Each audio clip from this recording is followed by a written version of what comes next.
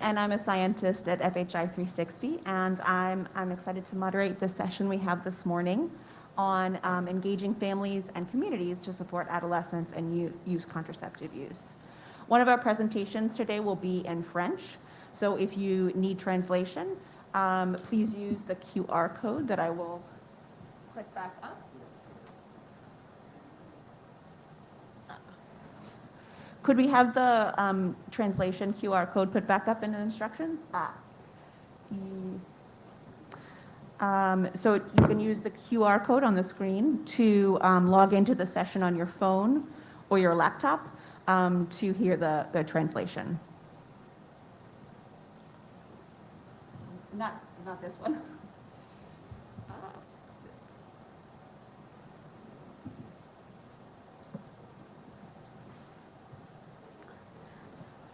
So I'll give you a moment to get that settled, and then we'll get started.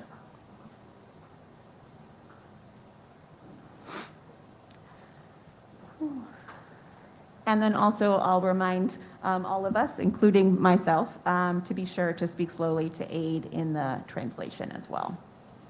So for those just coming in, one of our presentations will be in French, and if you will need interpretation services, you can use the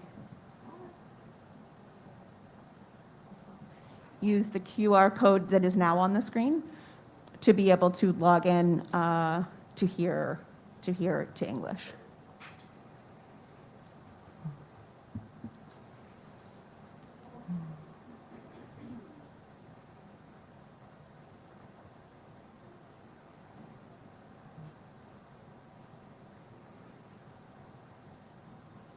It looks like a few people are still scanning the code, so I'll just wait just a moment for us to get started.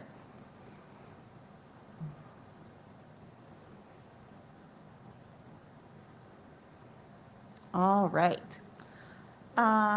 So I'm very excited about this session in particular, because especially at this conference, we have a lot of energy around youth and adolescent sexual and reproductive health and rights. And although all people, feel the influences of support or barriers from their families and communities when using family planning service, this is especially true for young people, and they may face these barriers or support from these key influencers in their lives. And we often pay a lot of attention when thinking about youth family planning to ensuring youth-friendly service provision. But really, the enabling environment of a family or community can be just as important. And so, with that, I will turn it over to our three presenters.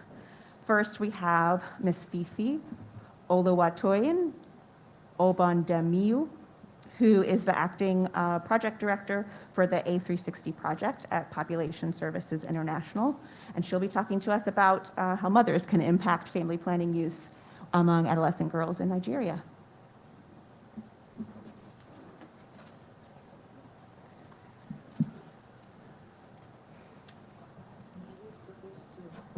They will pull it up for you.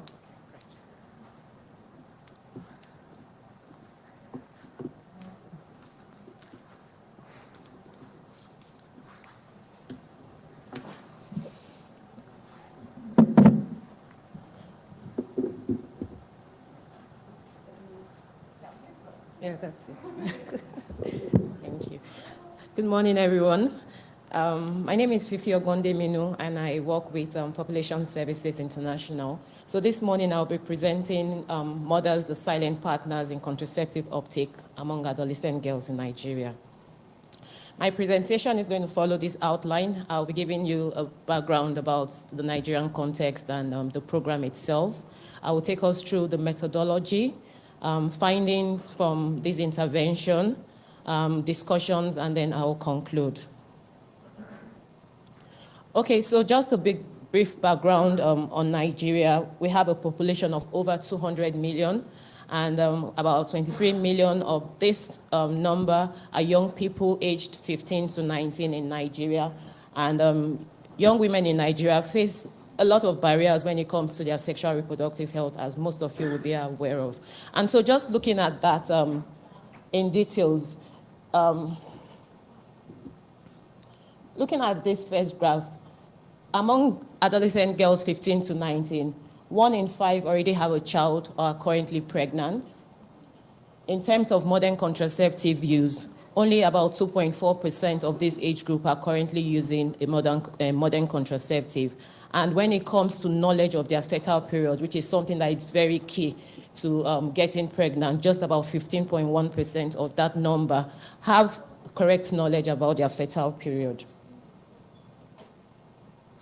Okay, so looking at the program, the program is called Adolescence 360 or A360, and we are currently in the second phase of a 10-year project. The project started in 2016, and the first phase ended in 2020.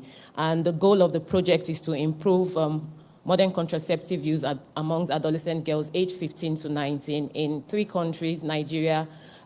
We're in 4 countries. We exited Tanzania in 2021, and so we are currently in Nigeria, Kenya, and Ethiopia.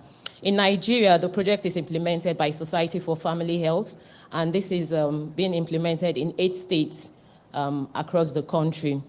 And so, looking at the project in detail, we implement what we call a Niger Girls model, which targets unmarried adolescent girls. And the program aims to link contraception to girls' ability to pursue their life goals, and we use a life mapping exercise. So it's an aspirational approach that is being used for the program. We also see the need to engage mothers, because research has shown that mothers are very influential to girls' decisions when it comes to sex and contraceptive use. So mothers are engaged to improve the communications between the mother and the daughter when it comes to her sexual reproductive health needs, and to recognize how contraception can help her achieve her life goals and aspirations.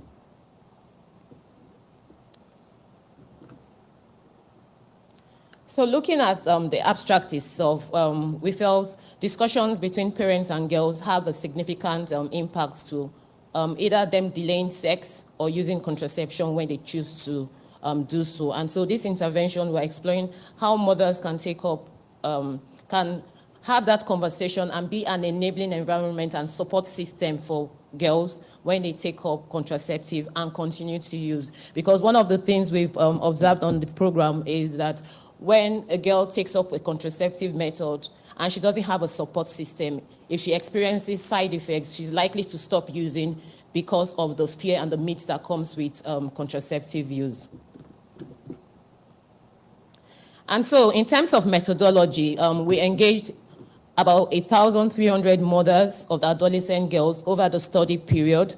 And these mothers were mobilized by community leaders within the community, because we try to leverage on the current existing structures within the community. So identifying women leaders, women who had influence within the community, to help to identify the mothers who have adolescent girls within their community, and those women were mobilized to attend sessions in the facility where a provider facilitated those sessions. And so the mothers were expected to meet 2 times during that period to go through how they improve communications, one with their daughter, have a knowledge of what the program is all about and how they can support their daughters even as they navigate their life journeys.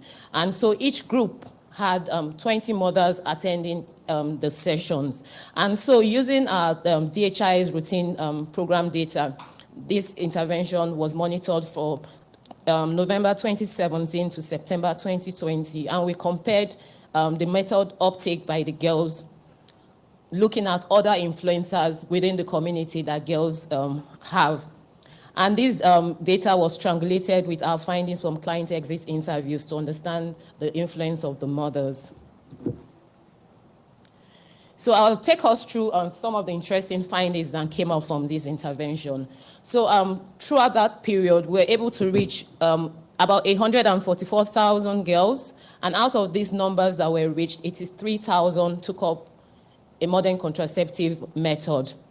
And we now try to go deep into the number of girls that actually took up a method, looking at the entry points on how they came into the facility, because the Niger Girls program leverages 3 entry points to be able to engage girls. The mobilizers in the community talk to girls, and they either walk in straight to see a provider, which we call the walk-in from the graph, or they attend classes that we call the life, love, and health classes. And during the life, love, and health classes, their skills are built on things around life, how to set goals, relationships, on their health, and then they also have an opportunity to meet with a provider where they are able to access services. Or they could come in through reach-out events where outreach programs take place, and they have that opportunity to meet with a provider and take up a service. So even looking at the entry points, we saw that quite a substantial number of girls came in through walk-in. That means they heard from either mobilizers, their mothers, or influencers within the community, and they walked in straight to see a provider and were able to take up services.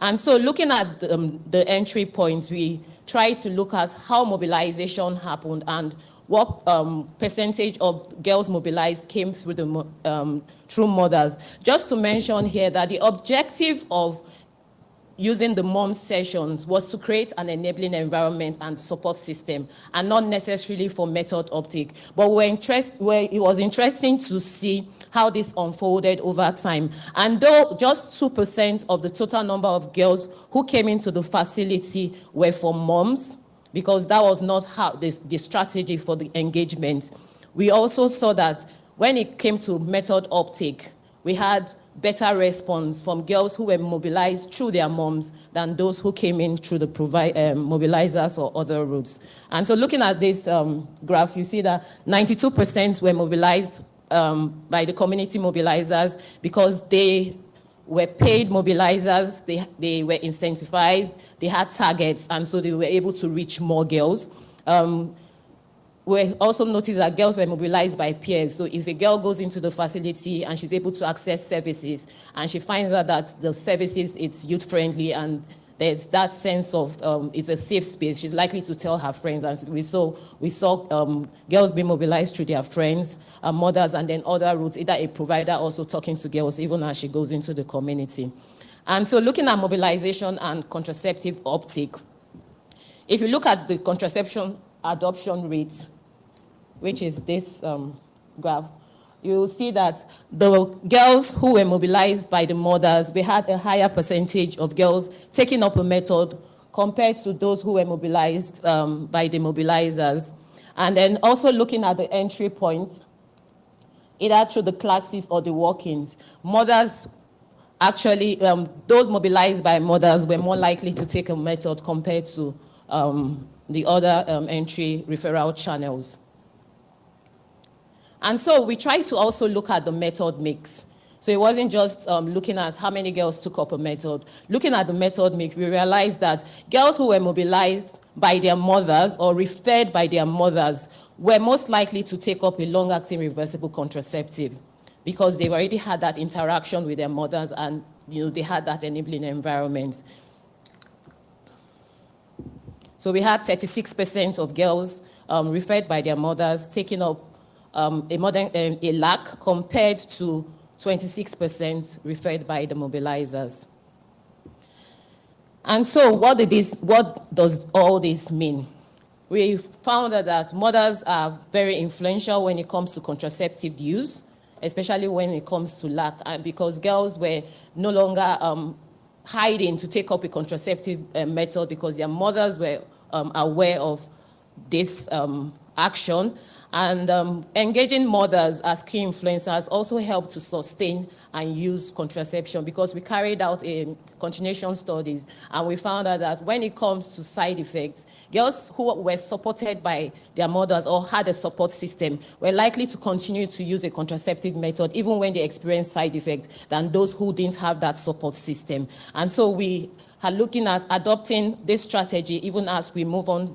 And then we're encouraging other programs to explore leveraging community structures to improve reach. And so in conclusion, we feel that when you engage girls through aspirational programming, and you empower the mothers, it actually helps to give the right information because there's that confidentiality that the girl feels because she knows that the mother understands what she's going through and what she's also engaging in. And so mothers who are part of the program also are very good in creating awareness about the benefits of contraception in achieving girls' life goals. And even when girls experience side effects, like I mentioned earlier on, they are likely to continue to use that method. And this also showed that there was improved communication between the mothers and the daughters, because I'm sure if I asked people in this room, how many of you can talk to your mothers about anything? We'll probably see quite everybody raise up their hands. But if I ask, how many of you can talk to your mothers about sex?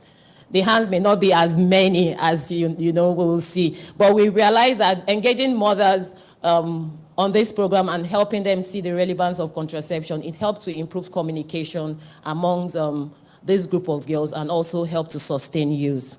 Thank you.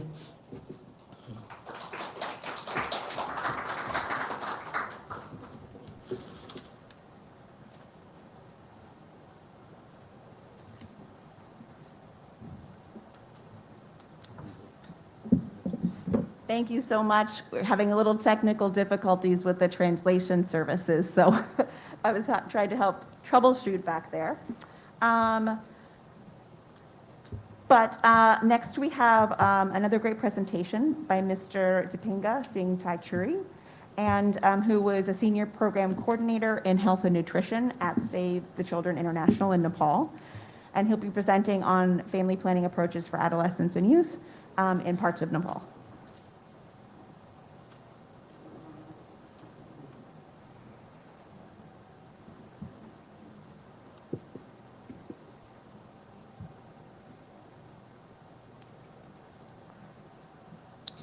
Thank you, Amelia. Good morning, everyone. I'm Dipendra Singh Thakuri. Today I will be presenting about learning of healthy transition project from Nepal, the impact of multi-level adolescent and youth approach on family planning in 4 districts of Nepal. So let me begin with the brief overview of adolescent sexual and reproductive health in Nepal. So in Nepal, early childbearing and the early marriage are common. So 17% of adolescent girl and especially the 15 to 19 years are already mother and they are pregnant with their first child. When we look at these data, when we compare at the province level, in Karnali province, it is almost double the national average. Similarly, the contraceptive use among adolescent is poor. So only 15% of married adolescent use the modern contraceptive, and the unmet need for adolescent, especially for the family planning, is very high. So in Nepal, overall, if we look at the overall fertility rate has declined over the period of time, but the adolescent specific fertility has increased from 81 birth per 1,000 women in 2011 to the 88 birth per 1,000 in 2016. And the adolescent in Nepal, especially, they face several kinds of barriers to access the family planning services, especially in the remote areas. There's a long distance to get the services from health facilities, and sometimes they face the negative attitude from the providers, and there is a deep-rooted, harmful cultural and gender norms prevails in most of the remote areas of Nepal, and they also lack the comprehensive information about the family planning.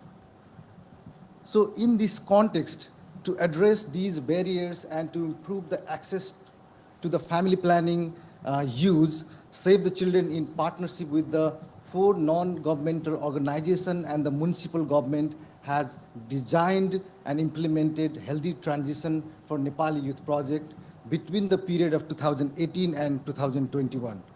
So the project was implemented in one of the remote province, we call it, which has low SDI value when we compare with the other provinces, and And in the Karnali province, we selected the 4 districts for project implementation, considering the different indicators.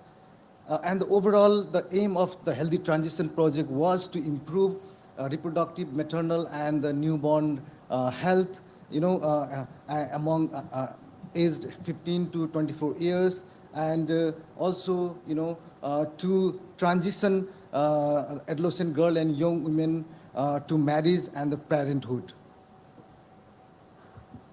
So now I will take you through briefly about what were the interventions in the Healthy Transition Project. So basically, Healthy Transition Project adopted the socio-ecological model and intervened at different level, ranging from individual to the health system. So at individual level, we had a intervention about curriculum-based group sessions among adolescent girls and young women, and these sessions were led by trained mentors at the community level. So in Healthy Transition Project had a total 24 sessions, and these sessions were implemented over the period of 12 months. Similarly, at the husband and the family level, we engaged husband and families through the home visits, and we used the tablet-based job aids, videos to engage adolescent husbands and the family at the household level. Similarly, at the community level, there were activity about the community dialogue and the social event regarding, raising awareness about the misconceptions and deep-rooted, harmful cultural norms to address those norms at the community level. So at the health system level, also Healthy Transition intervened to improve the quality of reproductive maternal health services and to improve the access of health services. So Healthy Transition provided support of essential skill-based training, supervision, coaching on long-acting reversible contraceptive methods. Also, we provided support of essential equipments, support for reproductive, maternal, and newborn health, and the family planning services. So, in terms of evaluation methodology, to evaluate the effect of Healthy Transition interventions, we use the mixed method, quantitative methods complemented by the focus group discussions. And the baseline survey was conducted in 2019 with a cohort of 786 married and unmarried adolescent girl, and the inline survey was conducted in 2020 after the first cohort had completed the one-year period of interventions. So we had also the loss, 28% we lost to follow up in the end line because of several reasons, such as the migration due to the, for the higher study, and next is, for the labor migration, labor migrant, they also, went with their husband, and the next thing is that due to the, some of them, they were not participating in the interventions regularly, so we skipped them for the interview. So in terms of result, the 565 adolescent girls and young women were surveyed at the end line. Majority of them were, 15 to 19 years, 69% were 15 to 19 years of age, 38% were married, and 65% were in school, and 15% had one child. So in terms of result, if we look at the increase in the knowledge about the family planning, the overall knowledge about family planning and the reproductive health has improved in line compared to the baseline. The left graph, red bar shows about the baseline, and the end line, gray bar represents the end line. So when you see in the graph, we can see, for example, 37% of the adolescent girl and young women, they knew about the fertile period in the baseline, and that has increased to the 67% in the end-line, and that this increase has a statistically significant, and similarly, the knowledge about family planning methods has also increased from baseline to the end-line. In the baseline, if we see the average number of modern family planning methods, the adolescent girl and the young women, they knew total 7 modern family planning method in the baseline, and that has increased up to 9 in the end line. So this increase has also the significant, statistically significant. So in terms of contraceptive use, the contraceptive use in this graph, the graph shows the changes in the use of modern family planning methods and any family planning method between baseline to the end line. So if we see in the graph, the red line shows the use of modern family planning method, and the gray line shows the use of any family planning method. So the current use of modern family planning method have increased significantly from baseline to the end line, whereas there is a slight increase in the use of any family planning method from baseline to the end line. Similarly, in terms of support for FP, overall there is an increased support from community, family, health providers for family planning, delaying pregnancy, and for the spacing also. If we see in the graph, the red bar shows the finding of baseline and the gray bar shows the finding of end line. So there is a clear increase from for the different aspect of family planning related support from baseline to the end line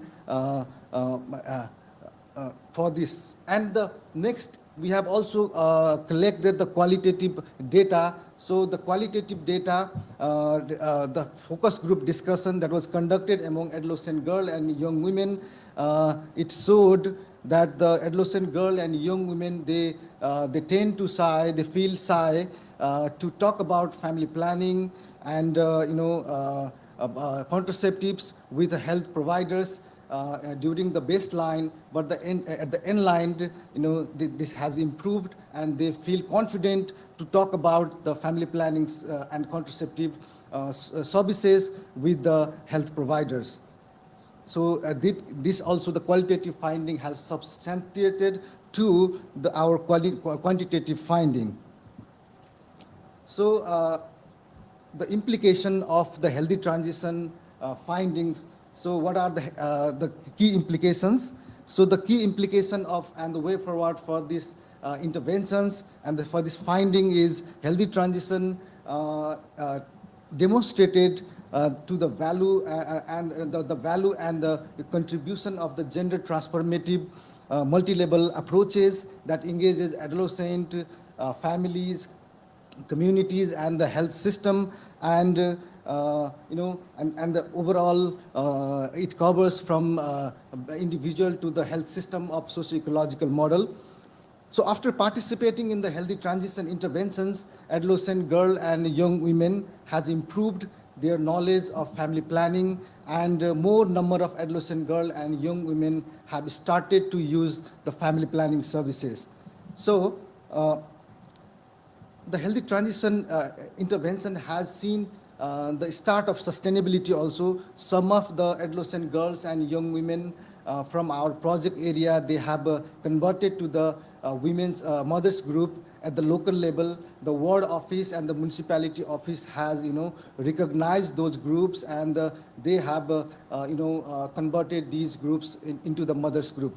Also, the local government has allocated budget to conduct the healthy transition related group activities among the adolescent girl group in our project site. Also, we have seen another change that those group members who took part in our group activities, now some of they have been recruited in the as a female community health volunteers in our project area, because they have the comprehensive knowledge about the family planning. They have undergone for the period of 1 year about the healthy transition curriculum. So the local government the officials, they interested to take them as a, they recruit them as a community health volunteers, and we have several example of this.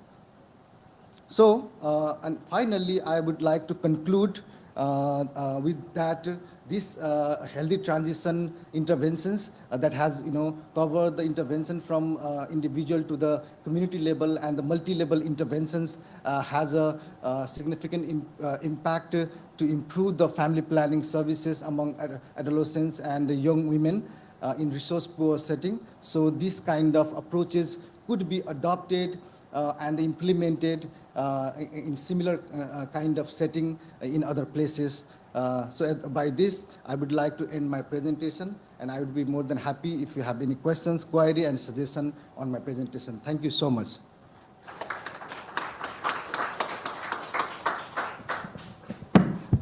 Thank you very much. Our next presentation will be in French. We have had some issue early with the translation services. So if we have any update from the back of the room on how we can hear the English translation, if it is working with the QR code, or if we need to go to the YouTube. Okay, all right, so everything should be working now. And so now I will actually introduce, sorry.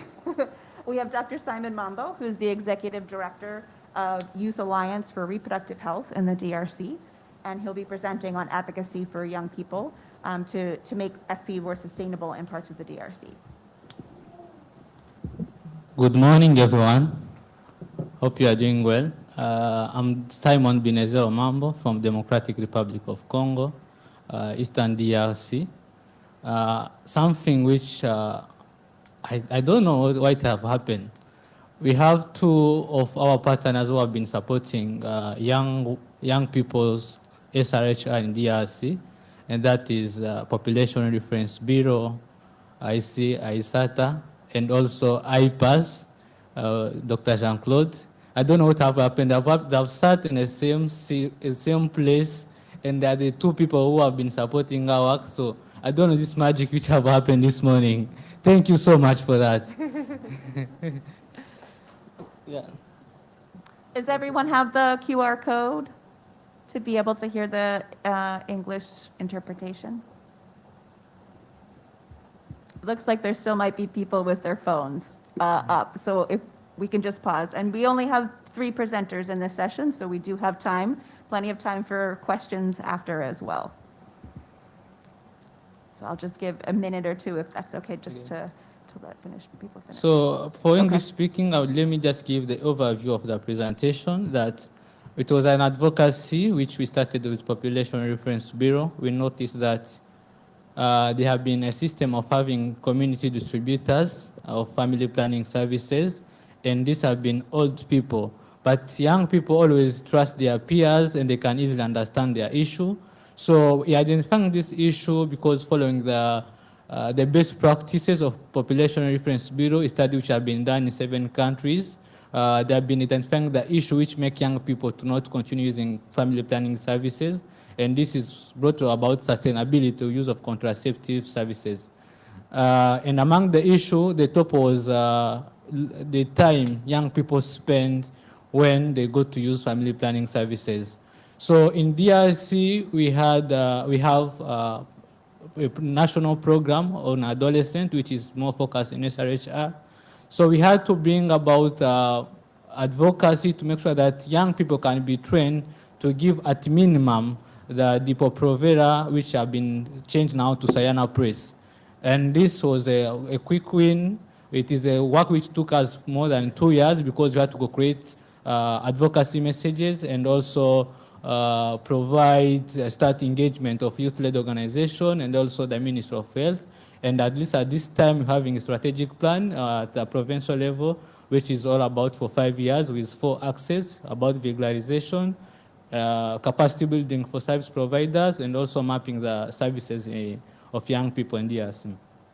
So, notre présentation sera sur le plaidoyer d'utilisation durable So our presentation would be advocacy of sustainable usage for contraceptive methods for teenagers. So as I already said, we have a policy that has been adopted on a community level for adopting contraceptive methods, including pills. So we haven't had people that have been trained, but we had some services that were lacking. So this is why we need to advocate for young people so they can have access to these services. I'm going to have some background for my country, the methodology that we have used, the key outcomes, implications, and lessons learned, and also our policies. In Congo, we have the mostly elevated abandonment ratio for contraception methods for people between 15 or 24. We have organizations that are active for uh, sharing information in terms of contraceptive utilization. However, this distribution is lacking. We have had studies for distributions, baseline distributions for the community as a potential solution, because if access to information is bettered, then we will have better informed people. Our intervention consisted of workshops for putting together advocacy messages. So this was on a local level for youngsters in terms of service provision. There were other partners that took part in this effort. Now, in terms of the methodology, we had three working sessions. The first one was to recruit the youngster organizations to find the key stakeholders for contraception method information spread. The second, we had 50 participants, including the Ministry of Health, civil society organizations, international organizations, for putting together the plan, which was valid on a local level. Now, the key results for our advocacy efforts, well, young people are going to be engaged to break the barriers. Also, DPS, PNSA, and other partners were called to renew their vows to back the advocacy effort for youngsters. We have a provincial division for health and a national program for adolescent health. They put together a provincial utilization plan for adolescent contraceptive usage. We have this program of it with several activities. We didn't know how to go about it, so we need to do something, because right now we called all the We saw how we can have these plans, and these were the results, the global results, to have a plan orienting and to see whether these plans are oriented through youth or not. For the lessons learned, in order to engage youth and to be able to assist them significantly, the difficulties on the usage of the contraceptives have been identified and the changements have been applied. We also worked during 1 week and we saw that with the youth we can easily identify the problem, the practical problems, not on and we also understood that that youth feel themselves more implicated when we engage them, and they are able to find their own solutions. And the peer educators can be good leaders to better the results of the health of adolescents. Why not to give them the means and the contraceptive methods? We have different methods for on short term, and we can provide them these methods. So we should not stay only in the sphere of information, but we also have to develop the capacities to improve the services as the distributors on community basis. Youth can find solutions for their own problems at all levels. We have been able to mobilize resources from the reference bureaus, from the communities, and we also did advocacy in provinces, and we could obtain results with a 5-year plan in the frame of the family planification. And we also we organized awareness campaigns and activities for raising awareness among youth and adults, which means that we can find solutions. We should not wait, because youth cannot always wait adults when they do engagements, but we must also for the responsibilization to act and to give responsibility to the youth and engage them. Young people have solution to their own problem because we are able to mobilize resource, and that was support from PRB. And at the end, all of you had to make advocacy, and now we have successful strategic plan, but also we are implementing these services at community level. I think it's a model where everyone, maybe people can learn and practice their community. Let's engage young people not only as information or givers, but also as service providers. Thank you so much.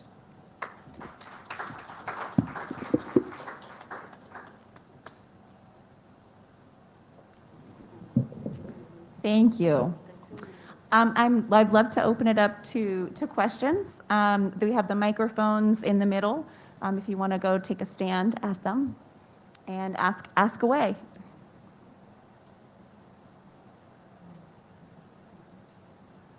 Go ahead do you mind going to the microphone?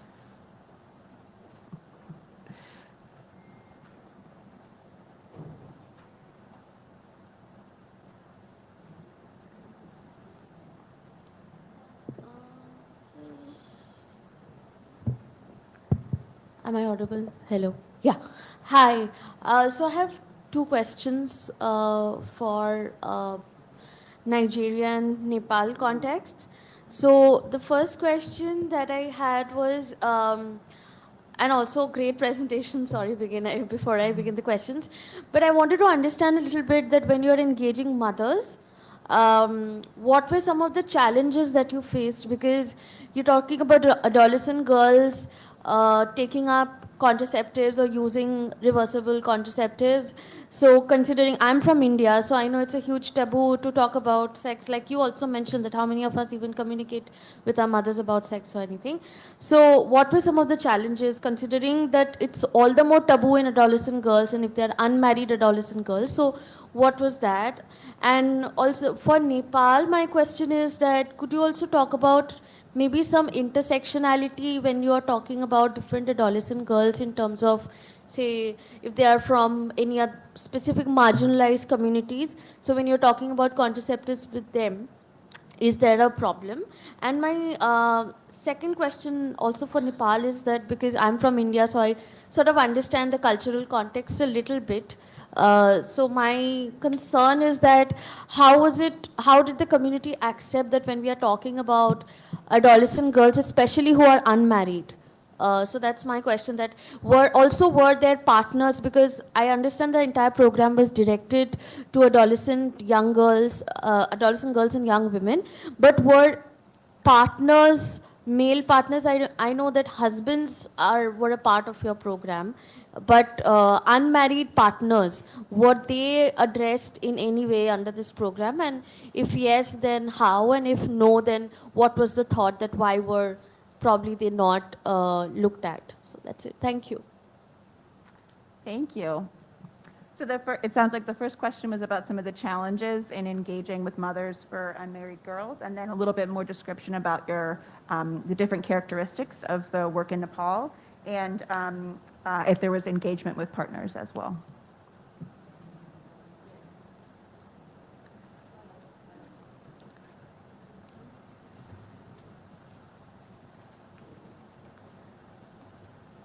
Hello. Okay. So thank you very much for the question. And yeah, engaging mothers, the context is actually the same across a lot of African countries. You know, Nigeria has cultural and religious, because of the cultural and religious context, it restricts having conversations around sex or anything that relates to sexual reproductive health. And so one of the challenges we faced while engaging the mothers was the fact that there was that denial that their daughters were having sex. They all agreed that girls within the community were having sex, but their own daughters were not having sex. And so it was a question of, okay, so whose daughter is having sex if your daughter is not having sex and girls within the community? So, you know, just helping them understand that, okay, even if your daughter is not having sex, you need to have that information to be able to support her.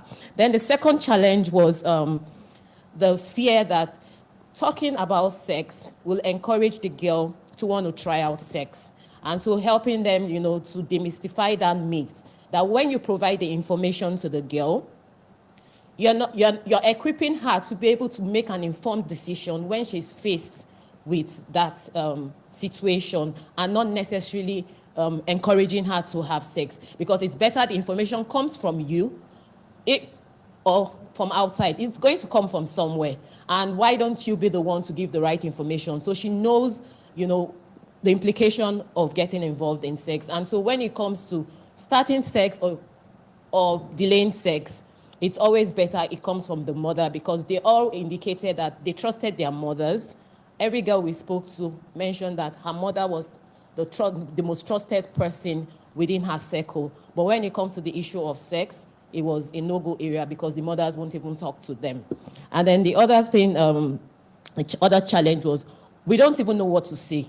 Yes, we know we should be talking to our daughters, but we don't know what to say. And so if you could equip us with the right information to be able to have those conversations, that will help. And so with this information from the insights we got from the mothers, we're able to get them to try out little conversations, gave them assignments to go home, talk to their daughters, and come back and tell us how that felt. And so it was easy for us to program on the right messaging and how to make them see the relevance of contraception in achieving their life goals. So it wasn't a case of, we want your daughters to start using contraception so that they are having sex. But if your daughter gets pregnant, her goal is going to be truncated. So how do you support her to ensure that she achieves her life goals? And contraception is actually one of the solutions that could help her to achieve her life goals.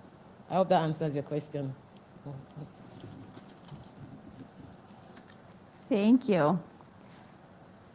And then the other question, part of the question was about sort of describing a bit more about the other characteristics of the participants, and then if you engaged with partners. Yes, thank you. Thank you so much for your kind question. In terms of, you know, the challenges that I think that is a bit similar what my colleague shared. So in Nepal also, you know, when we talk about sex, you know, even when we talk about family planning, you know, they consider it as a taboo, you know. So this is, but what we did, it did not change over the time, you know. We took long time to convince them. What we, you know, did is we used the mobilizers to conduct the home visits, separate home visits, you know, for the mothers, you know. And we had developed the videos, you know, the role model videos, you know, how the mother and the parents could help adolescent girl and boys to, you know, about their sexuality and about the sexual and reproductive health.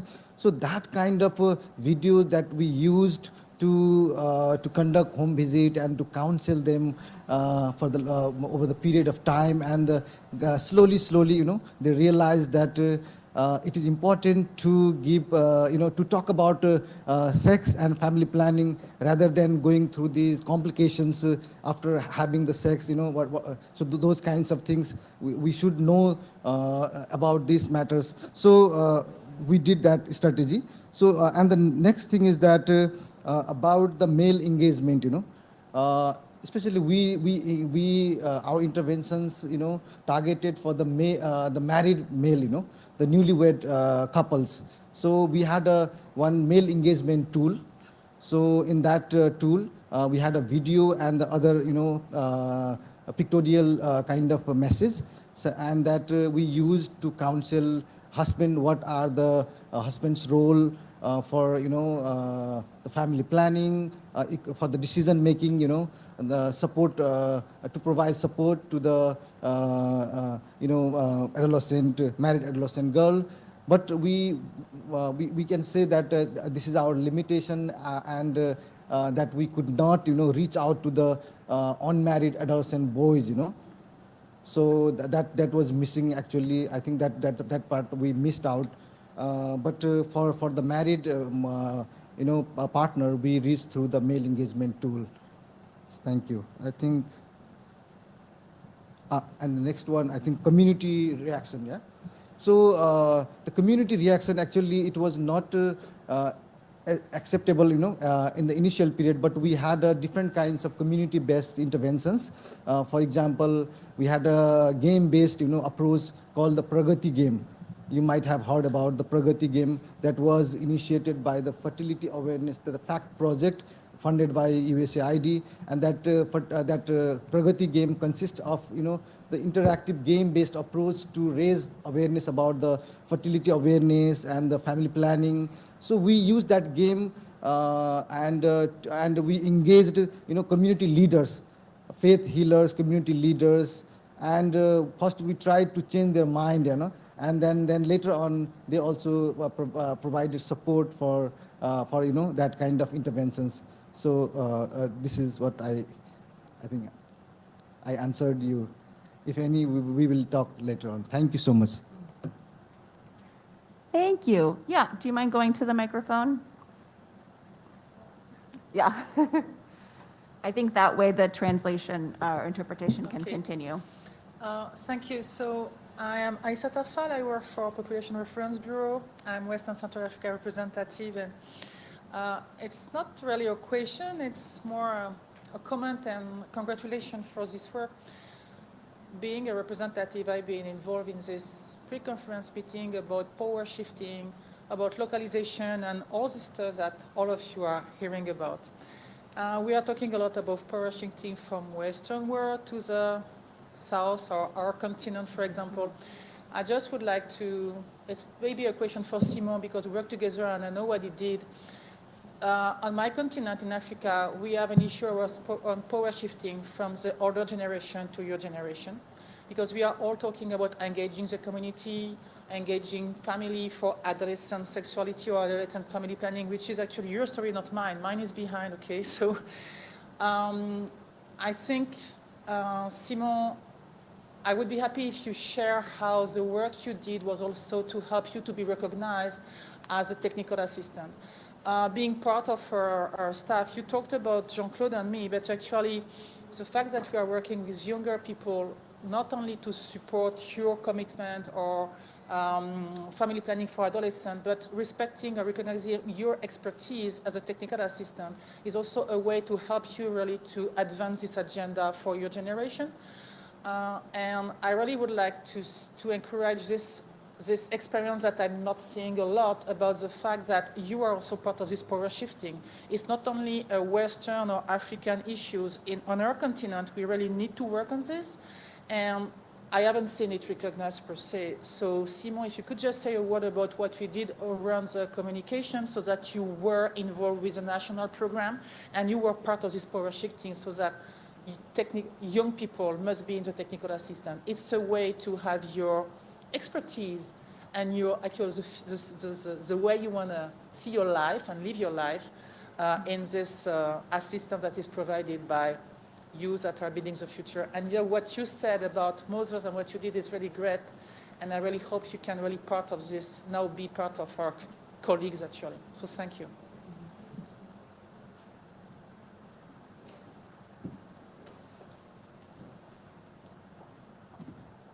Thank you so much for your comment, Aisata.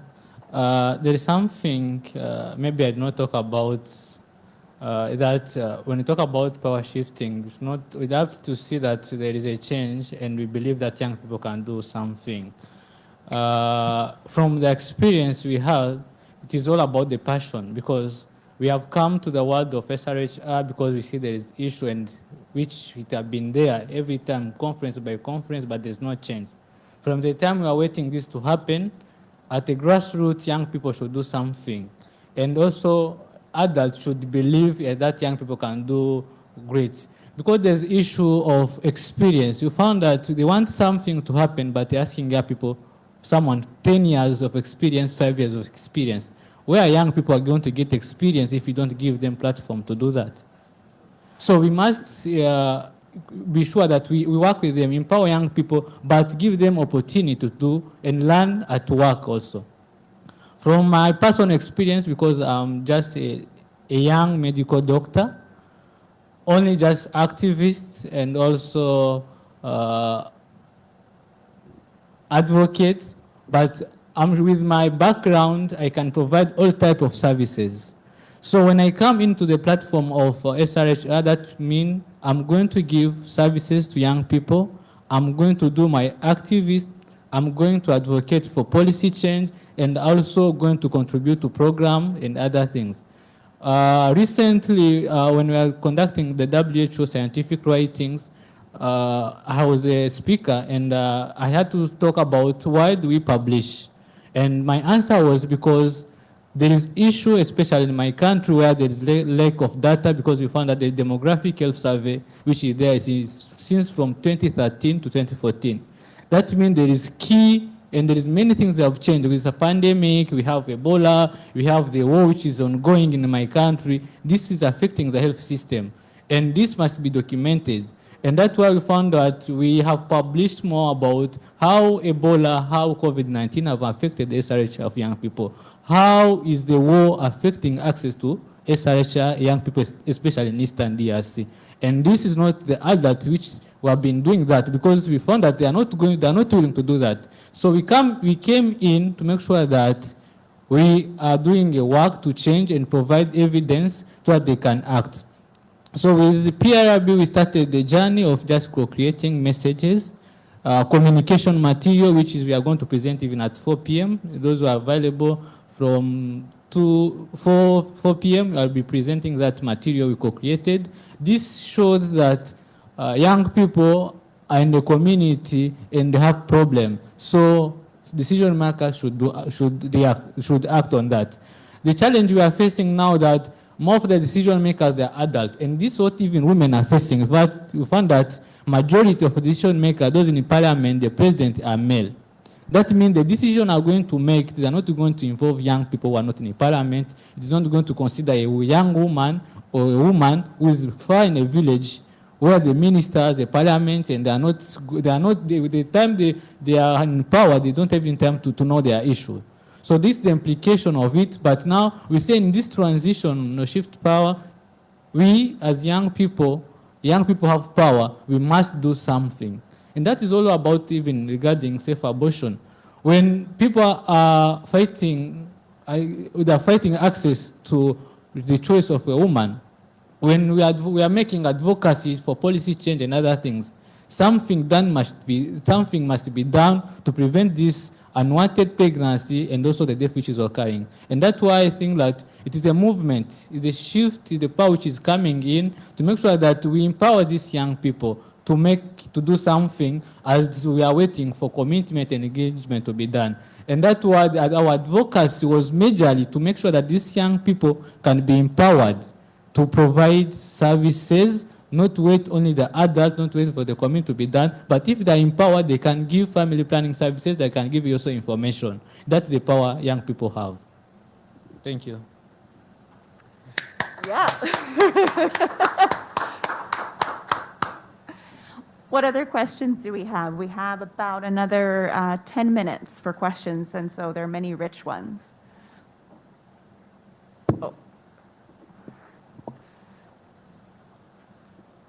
Good morning. My name is Wilson Senyonya. I work with Oxfam in Uganda. My question goes to the first presenter, the colleague from Nigeria. Thank you very much for the good presentation, but also the engagement and the conversations you have had between the mothers and the adolescent young girls. So my question to you is that would you like perhaps in the future to also have similar conversations and engagements between these adolescents and men? And why am I asking this?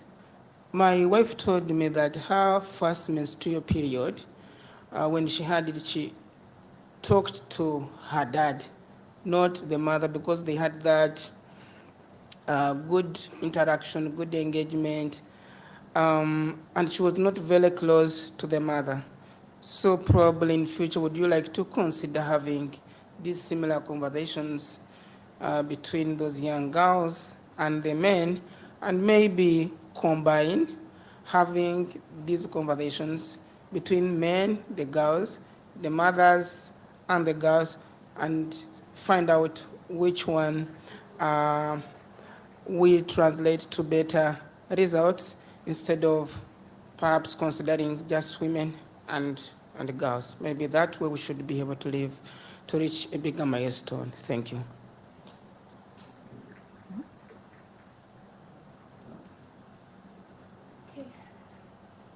Thank you very much. We always get this question, what of the men?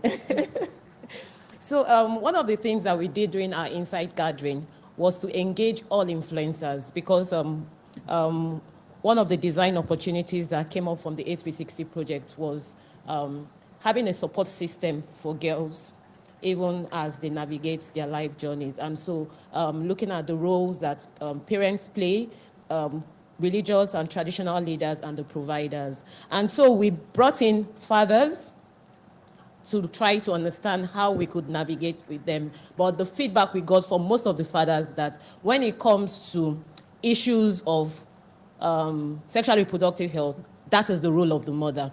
And so it was difficult to get the fathers to sit down and have this conversation and then go back and have the conversations with their daughters. In a group of let's say 30 men, maybe just one or two of the fathers were willing to have the conversations with their daughters. And so what we are doing on this second phase of the project is to have a male engagement component that, even though we did that with the married with the married girls, we are engaging the husbands of the married girls to have the conversations with their wives. Now we are engaging the religious and the traditional leaders as well. And so we feel that the pockets of men who still have the conversations with the daughters will be engaged through the religious and the traditional male engagement component. So we already have that factored into our program. The second question about a combined session with the parents and the girls. Yes, we've also done this. And what we found out that when you bring the parents and the girls into a room, the girls are likely to shut down. When the parents talk, the girls are likely to agree with everything the parents say. But when you separate them, you're likely to have the girls speak up more about the issues that concern them. But the moment you bring them together, they agree with everything their parents are saying. And so we found that we're very able to get good milestone when it comes to bringing them together. So what we do is have the conversation with the girls, whatever insights or information that they need to pass across to their parents. When we have the engagement with the parents, we bring in those scenarios and we try to address those concerns. So that's how we are navigating, working with both parties. Thank you. Thank you. Question in the back, yeah.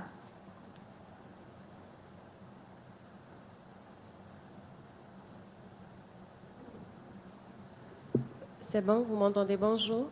Ma question sera Can you hear me? My question will be in French. I'm from Senegal. Concerning the my question will be to my colleague from Congo.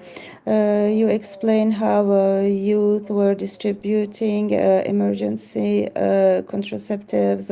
I would like him to share this experience because we have started a new project with youth and adolescents, and we are aiming to distribute also materials. And how did you, how um, how could you manage to do it with health providers, and how did you do this distribution? Thank you.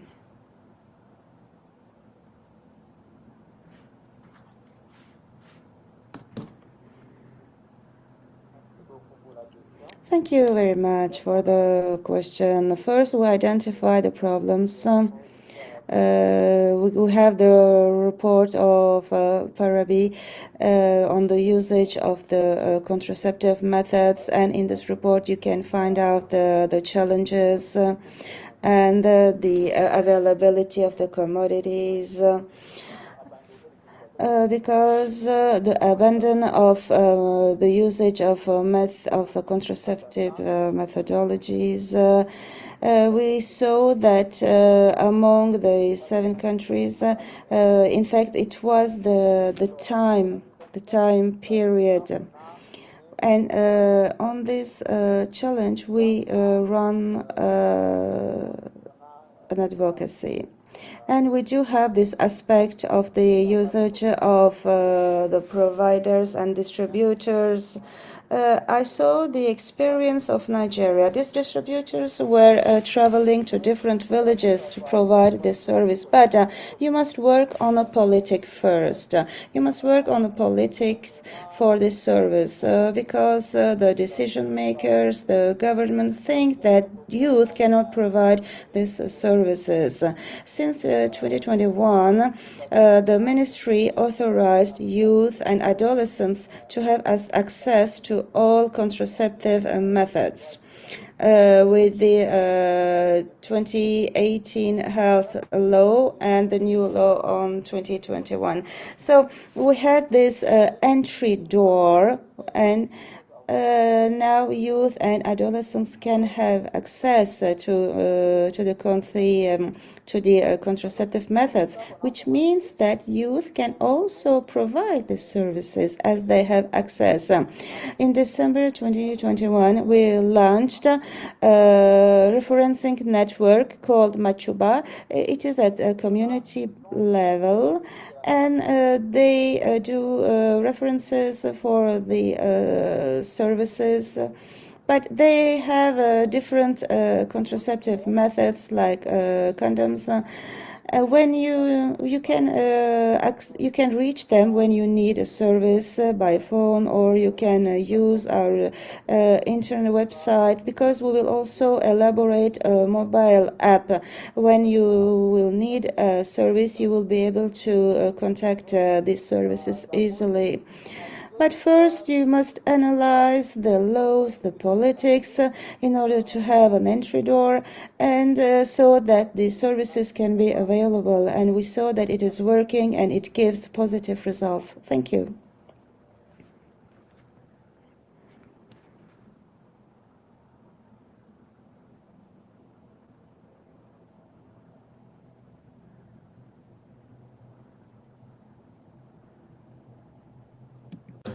Yeah, thank you very much. I'm Mukabi James from the Africa Christian Health Associations platform based in Nairobi. Now my question goes to a presenter from Nepal, and thanks again to all the presenters for the very, very good presentations.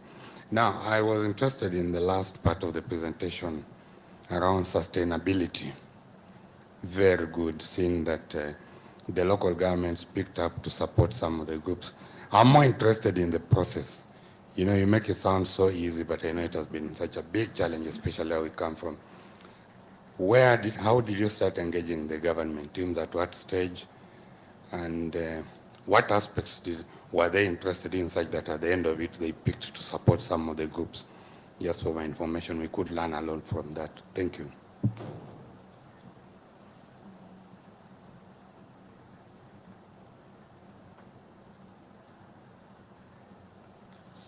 Yes, thank you so much for your insightful question.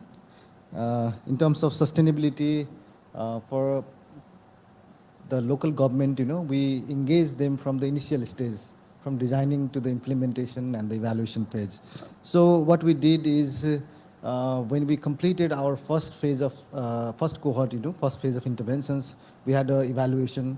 So what we did is we keep on, presenting with them whatever we have learned, from our interventions, what really works, We share the evidence, and we had a 2-pager flyer that was in a very easy in a pictorial, in an infographic way, and we used that tool to counsel them, to to convince them, see, this is what it works, and it is very cost effective interventions.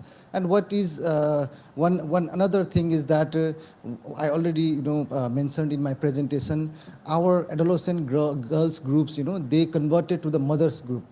So the mothers groups, so what is there in Nepal, in our health system, we have already mothers group, and that is being supported by the government.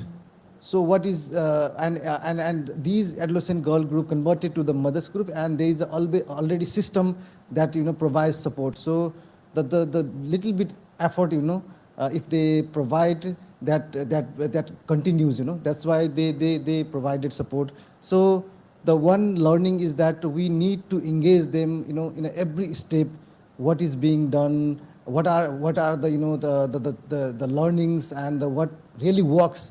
If we make them, realize that this is what it works, then they definitely gonna fund. And we are not being able to, convince throughout the project site, but some of the project site, local government, they have, committed, and some already has initiated, and we are keep on trying to sustain in other places also, scale up these interventions. Thank you. So we probably have time for about one more question.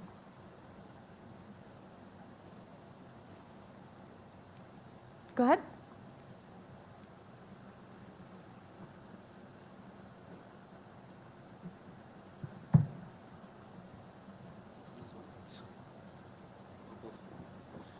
Merci beaucoup pour la parole. Je suis Thank you very much. I come from the RDC.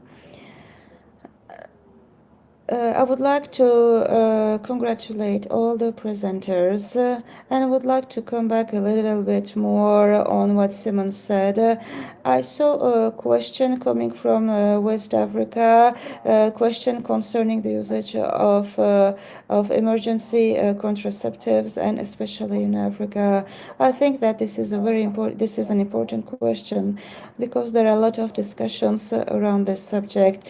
Many countries in Africa are developing their strategy of complete comprehensive sexual education. Most of these strategies are not addressing the needs of youth, because these strategies are not integrating the aspects related to the contraception and emergency contraception, and the possibility for youth to have access to information, and to get references or assistance or secure abortion services. This is a huge challenge, and there is a lot of discussion around all these points. And I would like to know how, in the French-speaking, in Burkina, Mali, Togo, Mali, up to Democratic Republic of Congo, how you engage the discussions, and so that we can learn from each other to facilitate the access of youth to these methodologies, and also how can they have access to secured abortion. Thank you.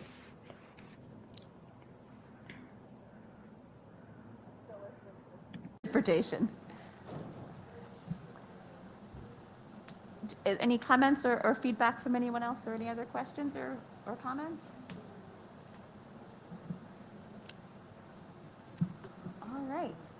Well, this has been a really engaging session. Thank you so much for your participation, and thank you very much to these wonderful presenters for sharing their programs and the great promise and success that they have had. It's been really interesting to hear, and I hope you all have a good rest of your day at the conference.